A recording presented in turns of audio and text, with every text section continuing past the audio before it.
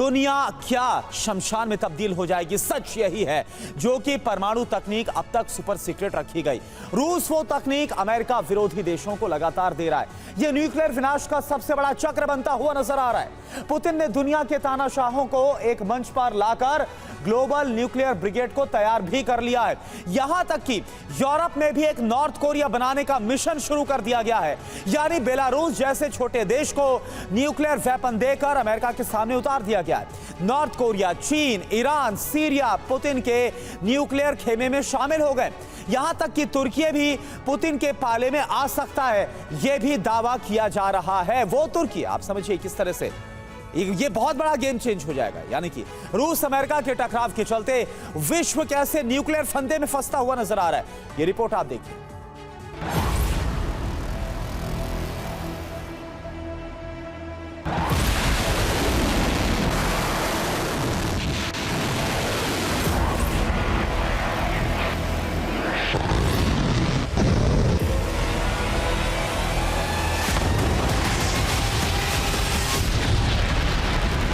रूस यूक्रेन का युद्ध अब सबसे विनाशक दौर में पहुंच चुका है।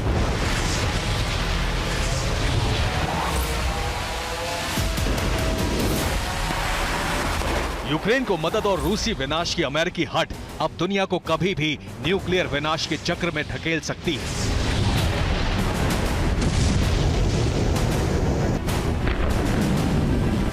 विश्व बिरादरी में खुद को सर्वशक्तिमान मानने वाले अमेरिका के शक्ति केंद्र व्हाइट हाउस तक भी भय पसर गया है।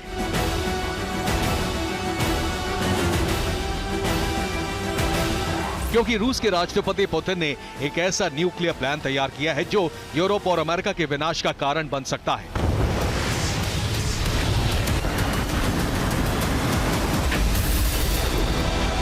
न्यूक्लियर तकनीक को हासिल करना किसी भी देश के लिए आसान काम नहीं है, लेकिन पुतिन ने अमेरिका विरोधी हर देश को न्यूक्लियर पावर से लैस करने का मन बना लिया। विनाश के इस चक्र का सबसे पहला स्वरूप कुछ ऐसा है।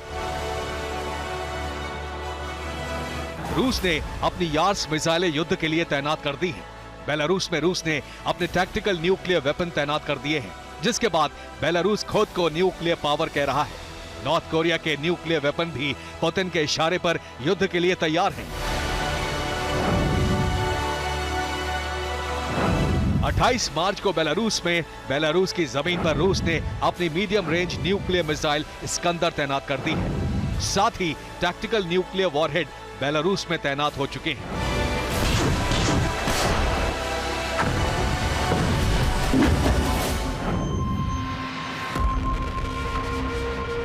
बेलारूस ने यूरोप के 2 देशों लिथुआनिया और पोलैंड पर हमला करने की धमकी जारी कर दी है। बेलारूस को न्यूक्लियर वेपन मिलने के बाद रूसी मीडिया ने वेस्टर्न यूरोप पर हमले का दम भरना शुरू कर दिया है।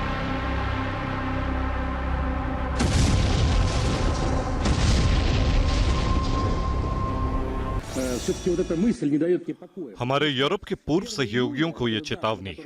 उन्हें यह खुद समझना चाहिए कि अगर यूक्रेन की सैन्य और राजनीतिक मदद नहीं रोकी गई तो रूस न्यूक्लियर हमला करेगा। रूस का मीडिया यह कह रहा है कि अब समय आ गया है कि 1991 में अस्तित्व में आए यूक्रेन को दुनिया के नक्शे से मिटा दिया जाए।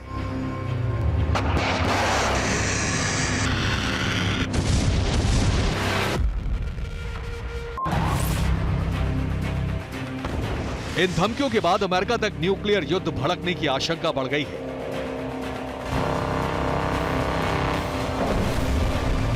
बेलारूस में न्यूक्लियर तैनाती के बाद अमेरिका ने कहा है कि ये उसके लिए सबसे बड़ा खतरा है। 31 मार्च को बेलारूस के राष्ट्रपति लुकाशेंको देश को संबोधित करने वाले हैं और इस बात के कयास लगाए जा रहे हैं कि लुकाशेंको इस दौरान युद्ध का ऐलान कर सकते हैं।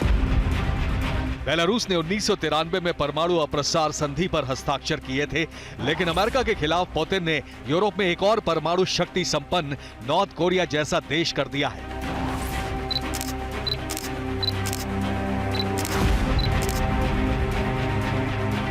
बेलारूस को न्यूक्लियर वेपन दे दिए गए हैं और नॉर्थ कोरिया ने भी अब सीधे जंग में उतरने का ऐलान कर दिया है। खबर है कि नॉर्थ कोरिया रूस को बड़ी मदद भेजने वाला है।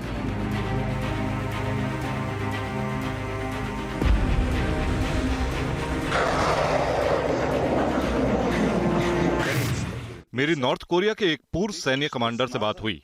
उसने बताया कि नॉर्थ कोरिया के 50,000 सैनिक रूसी रवानगी के लिए तैयार हैं।